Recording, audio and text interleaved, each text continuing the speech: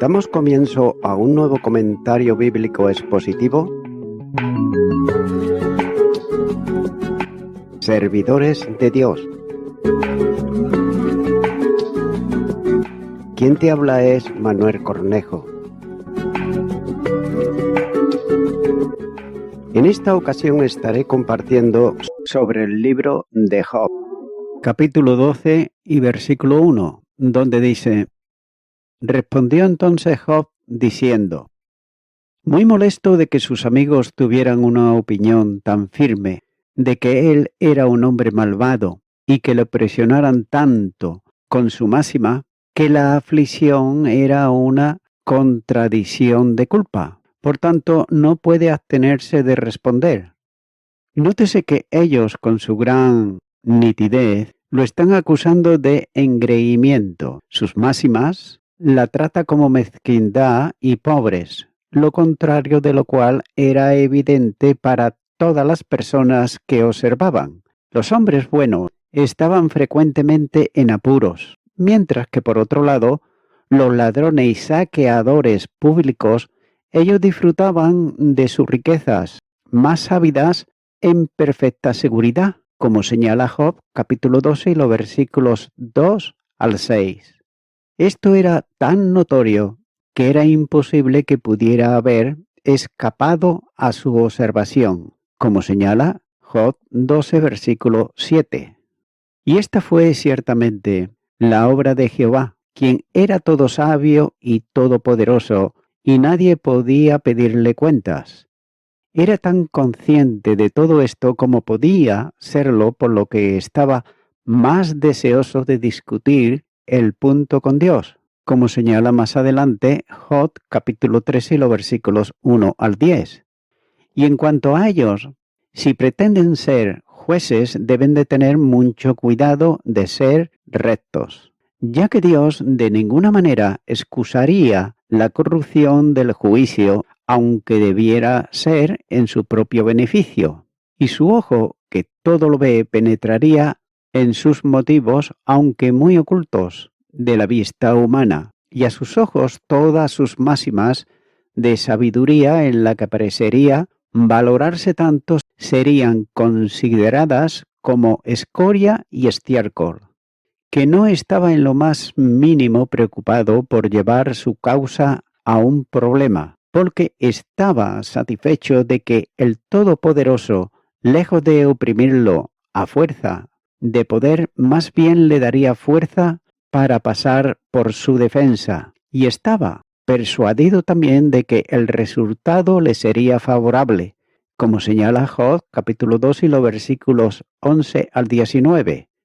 Él, por lo tanto, desafía a cualquiera de ellos a declararse el acusador, bastante seguro por otro lado en cuanto a ese punto, ya que era consciente de que no podrían cumplir con su cargo. Y nuevamente termina con una tierna reconciliación con el Todopoderoso, rogándole que tenga, antes de su muerte, una oportunidad de reivindicar públicamente su inocencia, ya que después no podría tener ninguna esperanza de hacerlo. Job, capítulo 12, versículo 20. Continúa ahora con el versículo 2, donde dice: ciertamente vosotros sois el pueblo, y con vosotros morirá la sabiduría. Ciertamente vosotros sois el pueblo. Es decir, vosotros de todos los pueblos sois lo más eminentes en sabiduría, los únicos hombres vivos de distinguidos conocimientos y también prudencia, ya que habéis absorbido toda la razón de la humanidad, y cada uno de vosotros tiene tanta sabiduría como todo un pueblo unido. Sigue diciendo: y con vosotros morirá la sabiduría.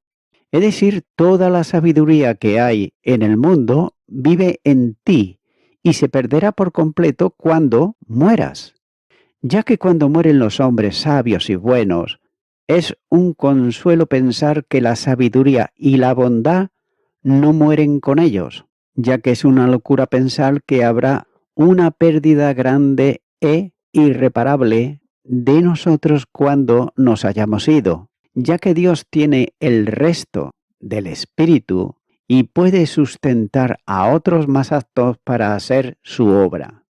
Continúo ahora con el versículo 3, donde dice: También tengo yo entendimiento como vosotros. No soy yo menos que vosotros. ¿Y quién habrá que no pueda decir otro tanto? Dice también tengo yo entendimiento. En hebreo, un corazón muchas veces se pone por el entendimiento. Por tanto, es como si le dijera, Dios me ha dado también el conocimiento y la capacidad para juzgar de estas cosas. Es por eso que sigue diciendo, no soy yo menos que vosotros, de lo cual habla, no para jactarse, sino para la justa vindicación tanto de sí mismo como de la causa de Dios, la cual, en cuanto a la sustancia mantuvo rectamente, como Dios mismo atestigua, en Job capítulo 42, versículo 6, donde dice, Por tanto me aborrezco y me arrepiento en polvo y ceniza.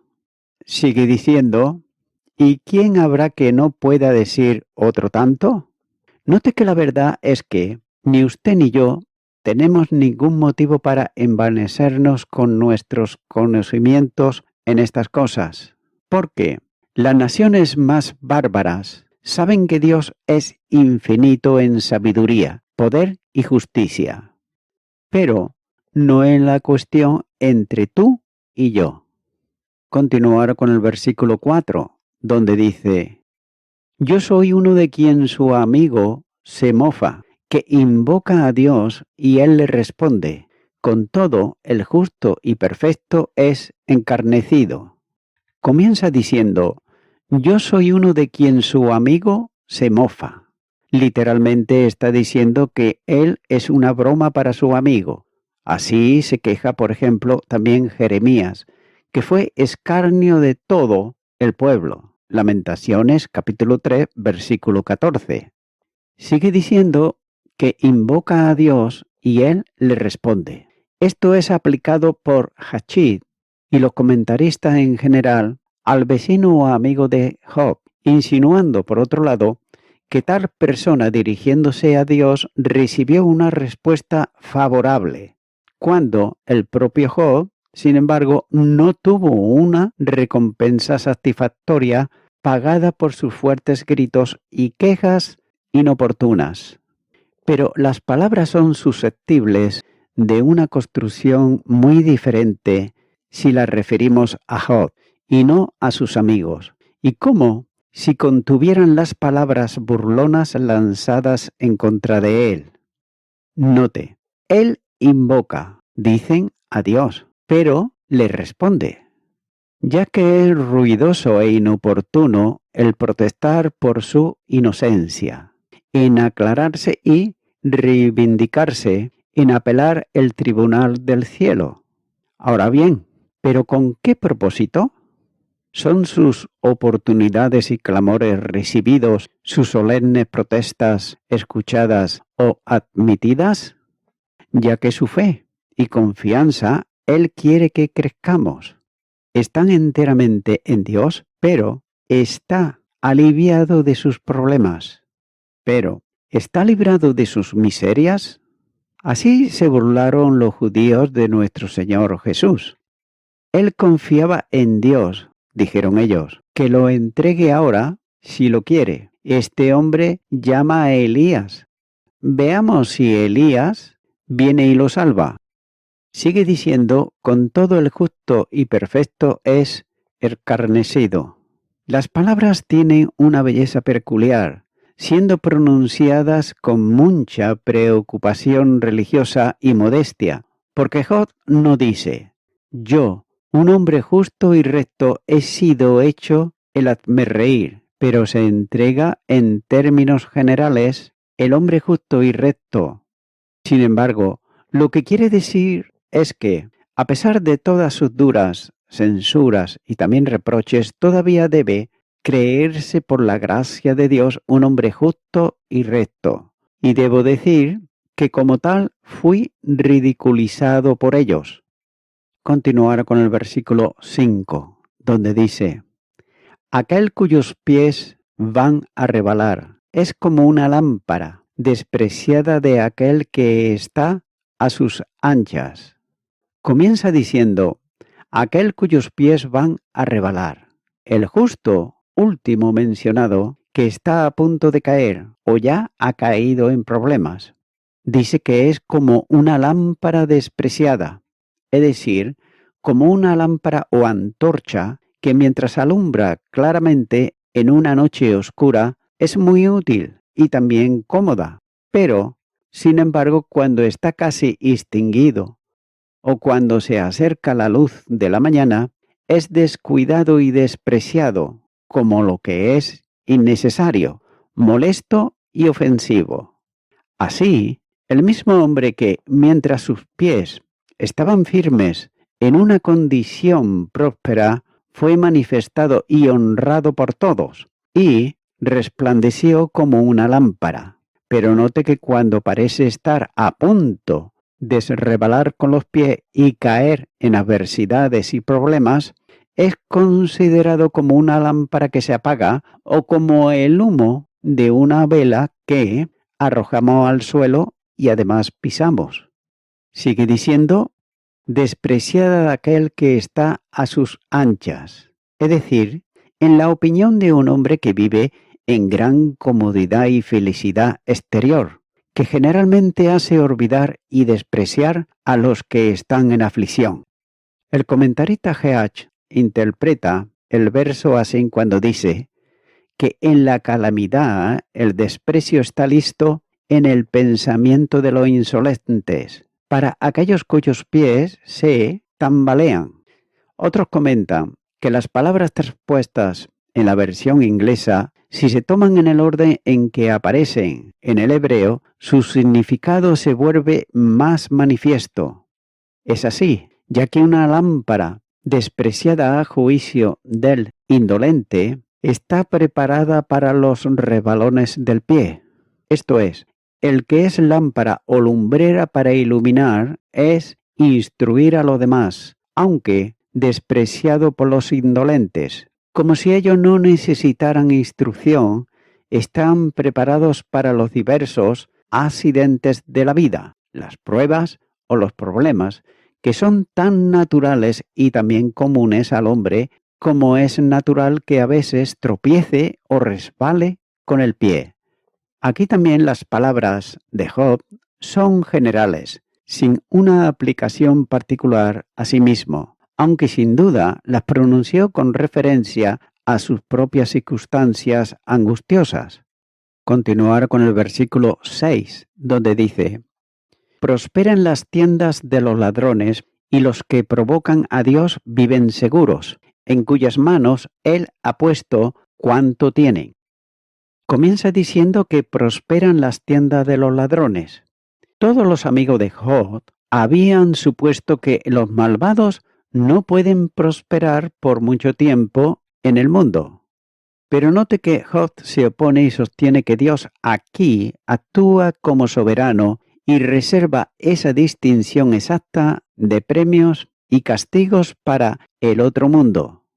Es como si hubiera dicho, tu opinión, oh Sofar, es refutado por la experiencia diaria, lo que demuestra que los opresores, tiranos y ladrones muy malvados, injuriosos e insolentes están tan lejos de encontrar siempre esas desilusiones y miserias de las que hablates como su parte segura, que con frecuencia tienen éxito en sus empresas inicuas y audaces prosperan en riqueza y gloria, y además tienen sus casas con los bienes ajenos que violentamente le arrebataron, de lo cual los caldeos y los sabeos, como señala Job capítulo 1 y versículo 15 y 17, son una evidencia presente y también sorprendente.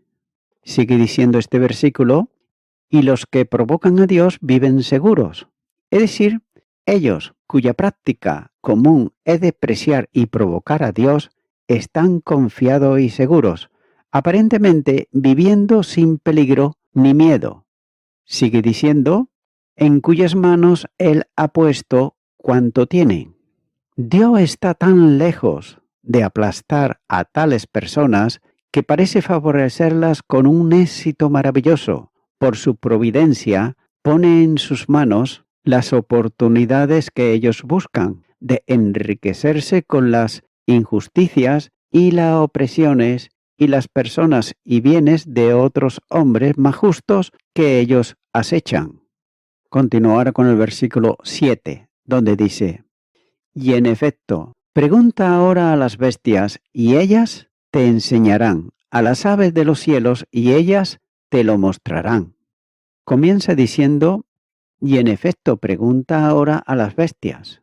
Es decir, si observas las bestias y sus propiedades, acciones y eventos de ellas, podrás entender esta lección, a saber que Sofar había pronunciado con tanta pompa y gravedad, como señala Job capítulo 11, los versículos 7 al 9, y lo hacía acerca de la sabiduría indiscutible, el poder todopoderoso y la soberanía absoluta de Dios.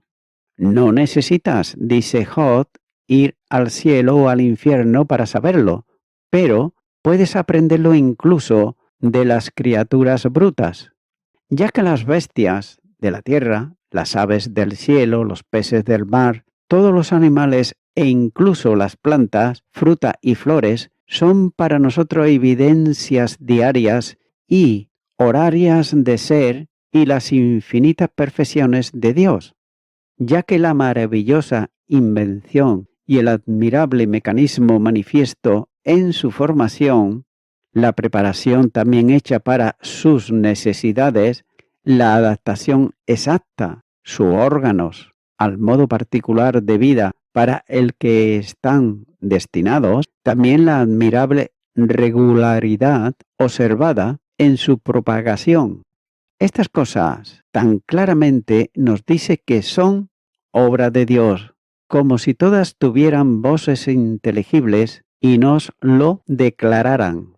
Por otro lado, algunos comentaristas suponen que Job se refirió aquí a las criaturas brutas, más grandes y más fuertes, que se aprovechan de las más pequeñas y las más débiles, como un hecho ilustrativo de su argumento con respecto al poder y a la prosperidad de los ladrones, opresores y tiranos, ya los animales inferiores en general, ministrando al orgullo, lujo e indulgencia de los hombres impíos. La tierra y sus productos más ricos son su propiedad y toda la naturaleza trabaja, por así decirlo, para satisfacer sus lujurias. Pero note que los siguientes versículos parecen conducir más bien a la interpretación mencionada primero, que ciertamente es el uso más instructivo de las palabras, el lujo y la indulgencia de los hombres impíos. La tierra y sus productos más ricos son su propiedad y toda la naturaleza trabaja, por así decirlo, para satisfacer sus lujurias. Continuar con el versículo 8, donde dice: oh, habla a la tierra y ella te enseñará, los peces del mar te lo declararán también. Comienza diciendo: oh, habla a la tierra y ella te enseñará. Tal vez esta apelación a la tierra puede significar que lo mismo se muestra en las producciones de la tierra, como en el caso de los animales también feroces. Las malas hierbas nocivas y las plantas inútiles son más ahorrativas que las plantas que son útiles, y el crecimiento de cosas venenosas o molestas en la tierra ilustran lo mismo que los tratos de Dios con las personas, que sus tratos no están de acuerdo con la naturaleza real de los objetos. Sigue diciendo este versículo: los peces del mar te lo declararán también. Es decir, lo mismo se manifiesta en el mar, donde los poderosos se aprovechan de los débiles y los feroces vencen a los indefensos. El sentimiento es que es un gran principio que impregna todas las cosas de los feroces, los fuertes, los malvados. A menudo ellos prosperan, mientras que los débiles, los indefensos, los inocentes, los piadosos, están sujetos a calamidades, y que Dios no distribuye sus tratos al carácter exacto de sus criaturas. Sin duda, Job tenía razón en esto, y este principio general podría ser visto entonces como ahora para impregnar el mundo. Y voy concluyendo con esto. Job, él había escuchado a cada uno de sus 3 amigos cuando tomaron su turno para hablar. Aunque algunas de las cosas que dijeron eran ciertas, sin embargo, estaban equivocados al llegar a la conclusión de que los sufrimientos de Job eran un castigo por ciertos pecados que él había cometido. También ellos se equivocaron al afirmar que si él abandonaba su estado pecaminoso, podría gozar nuevamente de su salud y de su prosperidad. Aún así, estos amigos no hicieron caso de las quejas de Job y sintieron poca o ninguna compasión por él, ya que en vez de consolarlo, ellos se habían limitado a agregar más peso a su ya desdichada condición. Note que los discursos que habían pronunciado hicieron que Job reaccionara con sarcasmo, cuando dice: ciertamente que vosotros sois esa gente importante, y el día en que muráis, con vosotros morirá la sabiduría. Ellos eran los sabelotodos. El mundo iba a ser mucho más pobre el día en que ellos murieran. Así deberían de pensar. Amigo y amiga oyente, cuando uno va a visitar a un hospital a algún enfermo, quizá a alguien que se está muriendo, puede asumir una posición en la cual le puede dar unas palmaditas en la mano y le dice: Dios estará contigo, y además yo voy a orar por ti y espero que el Señor te guíe en todo. Y ahí se acabó todo. Ya que suelen ser palabras de consuelo o en algunos casos de cumplido para quedar bien con el enfermo, pero nada más. Pero luego llega un día cuando uno mismo tiene que ir al hospital, y no para hacer una visita esta vez, sino para internarse en ese lugar. Y cuando alguien viene y ora por uno y luego se va, uno debe de quedarse allí a la espera de lo que pueda sucedernos. Amigo y amiga oyente, cuando una persona está pasando por alguna enfermedad, o cuando va a ser operado, o está pasando por una situación en su vida de dificultades y problemas, es cuando necesita palabras sabias de consuelo. La palabra de Dios nos dice en la segunda carta a los Corintios, capítulo 1 y versículo 3, Bendito el Dios y Padre de nuestro Señor Jesucristo, Padre de misericordia y Dios de toda consolación. Hay que tener en cuenta que el Padre eterno es un Padre de misericordia y de consolación, también de gracia, que desea bendecirnos en Jesucristo, recibiendo la salvación que ha previsto en su obra de redención. Efesios capítulo 2, versículo 8 y 9 dice: Porque por gracia sois salvos por medio de la fe, y esto no de vosotros, pues es don de Dios, no por obras, para que nadie se gloríe. Es por ello que, mi amigo, mi amiga oyente, cuando una persona tiene a Cristo en el corazón, cuando le ha invitado a que venga a su vida, es cuando puede recibir esas palabras de consuelo, de ánimo, de fortaleza que solamente Dios puede dar a través de su palabra. Por tanto, yo te animo ahora a que tú sin más demora aceptes a Cristo en tu corazón. Oremos pues esta oración y repite conmigo y di: Dios eterno, tú sabes muy bien por la situación en la cual estoy atravesando. Vengo ante ti, creyendo, como dice tu palabra, que por gracia puedo ser salvo por medio de la fe. y no por obras, para que no me gloríe. Ahora te pido perdón por todos mis pecados y me arrepiento de ellos. Te recibo a ti, Señor Jesucristo, como mi Salvador. Gracias te doy en tu nombre. Amén.